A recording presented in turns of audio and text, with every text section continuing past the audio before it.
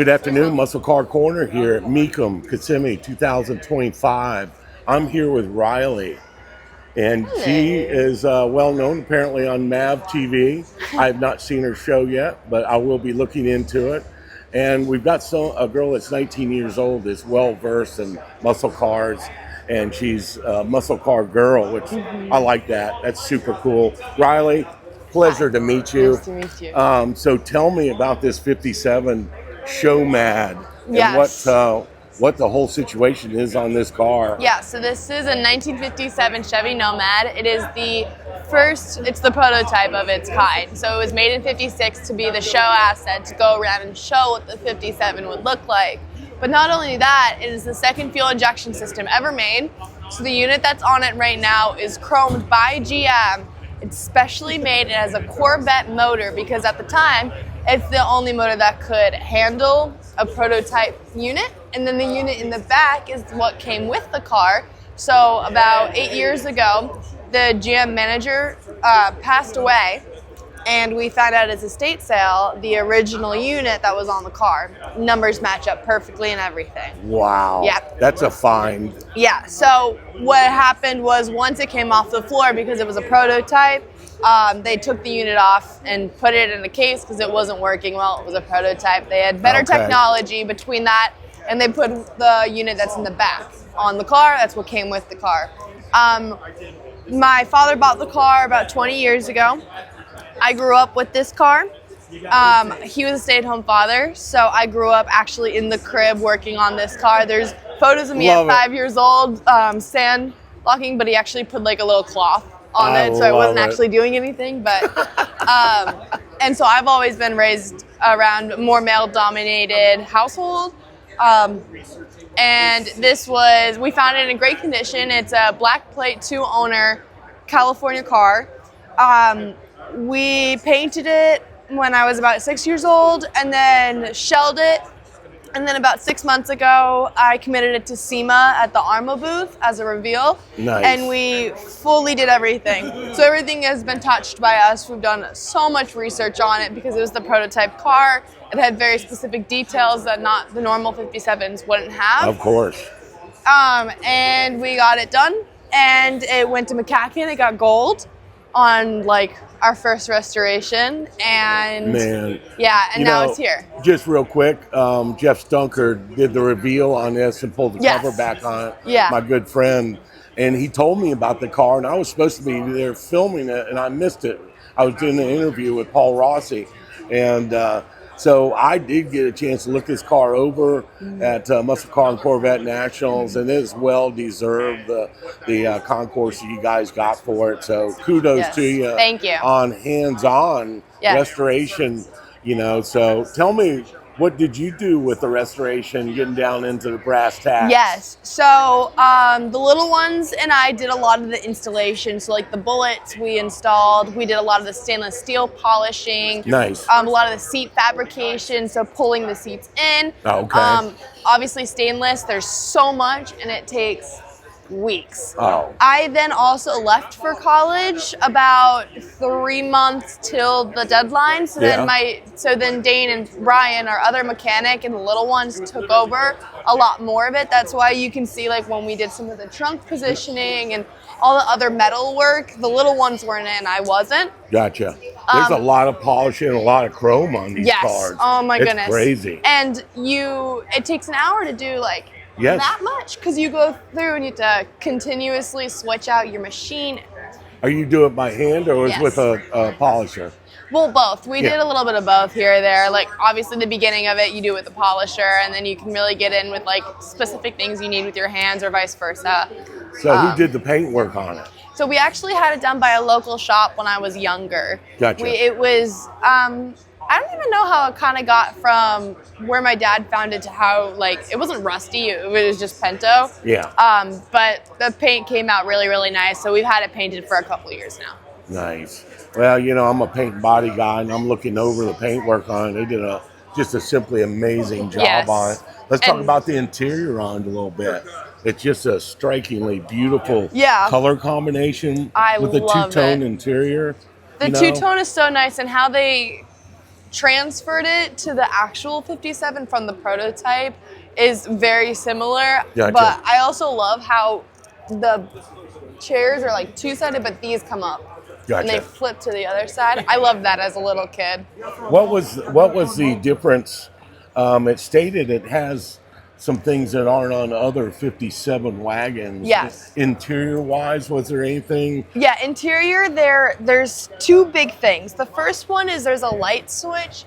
Let's go ahead and open the door. Yeah. Let's go ahead and get on in and show me what we're talking about. Okay. I'm sure you'd like to sit in this car. I do. There's a light switch right here.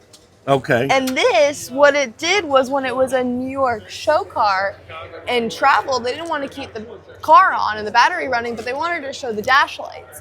Gotcha. So they had that connect to a 10-watt battery somewhere in the show, which was really, really cool. So that worked. Wow. So we can turn it all on. That's a one-odd piece. It's really cool. And then they have no cigarette dishes. No? None. They have. That's good. And in the back, normally they would have them too. Yeah. And they would have some little extra things as it was a family car, and they wanted to make a fast family car. Gotcha. So that's what a lot of the interior modifications is. They made it go from a Corvette motor, something fast, second fuel injection system, to an actual family car. Well, I'll tell you what, I've always been a fan of the Tri-5s. I grew up around them. My dad had a 55. We ripped all the Chevrolet driveline out, put a 426 in it, torque flight, Dana rear, and made it a crossbreed. And ever since then, I've loved these. We built that when I was a kid. Yeah. And it was orange. Yeah. Sedan delivery, Orange is which nice is color. pretty rare. You know? So I've always been a real big fan of these Tri-5s. I love them. Yeah. And this one, really, the color combo is strikingly. This is like, when you look up classic car, like this is the pinnacle. Literally the photo that pops up. The color, the year, how it looks. It's awesome. Yeah. And a funny story, when we were doing the drip rail, a lot of the stuff on the Nomads are years backed up. And so when we committed our car 6 months ago to SEMA, we couldn't go through the process of getting parts that were years backed up. Oh my. A follower actually sent us their drip rail this from molding their right here. Nomad, and we were able to take it from their car and put it on ours. That is neat. So you got somebody that 57? Yeah, this is ours. Oh, is this Yes, yours? this is ours. Yes. You're selling this puppy. Yes, no reserve.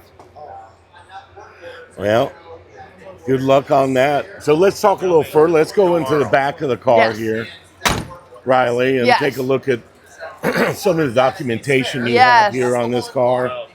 So we're filming right at the moment, sir. So anyway, we're, that's the original fuel injection unit that they had. That came with the car. Yeah.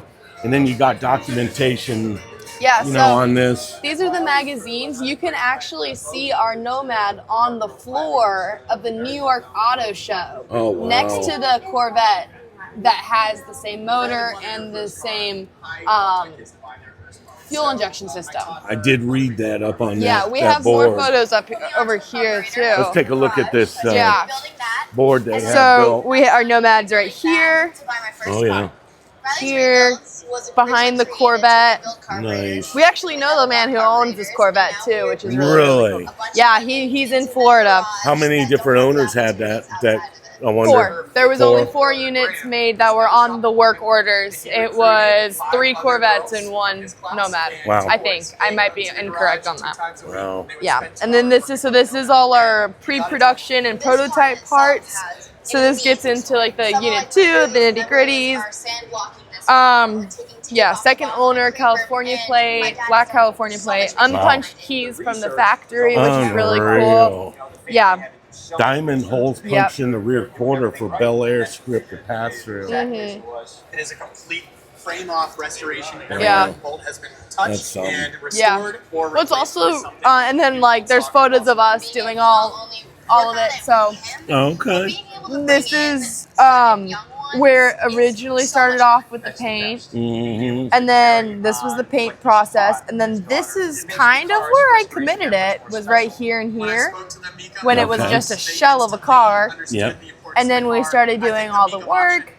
We did all the bullets, all the doorknobs, or not knobs, but, and then all the panel work, Oh, yeah. all the dash work. And these are your girls? Yeah, these are all my girls. They Nice. helped and did a lot of the work. Just the too. friends of yours that they're helping These are all out? the workers of Riley's rebuilds. Really? Yeah, so we have 5 girls and 3 boys. And where are you Who- guys located at? Lakewood Ranch, Florida. Well, gosh, I'm going to have to get out there and film that. Yeah, it's a You know? great little garage project. How many cars you guys got going Cars on? or carburetors. Carburetors. Yeah. Just carburetors. Yeah, so that's Restoring what it is. carburetors. Yeah, rebuilding carburetors. So we're Edelbrock's That's a official lot. rebuilding service. That's a so, lost art. Yeah, we get pallets and pallets of carburetors monthly from Edelbrock. You know, it brings a story up. You know, my 73 Stingray I got, it was my grandmother's car, bought new. Step away from the... Long story short, I had to try to find the correct carburetor, and I found some carburetor depots out in California. He showed me pictures of mounds of carburetors. Yeah. And then they had really good ones. They were all on shelf. And to restore them, I think I paid, for the number matching carburetor for that 73, but I think I paid $700 something. Wow. Totally restored. You know, it was a rare carb to find. It went a long time trying to find it. Some of the quadrojets can take, are very pricey Oh, no to doubt. rebuild, but we're doing some of them now, so hopefully we'll get more into it. Well, I'm gonna have to make a point to get out and document you guys deal there. Yeah. And take a look at the carburetors. So, what is the TV show you said you guys got? It's Repair to Rev by Hemmings. Repair and To Rev. to Rev.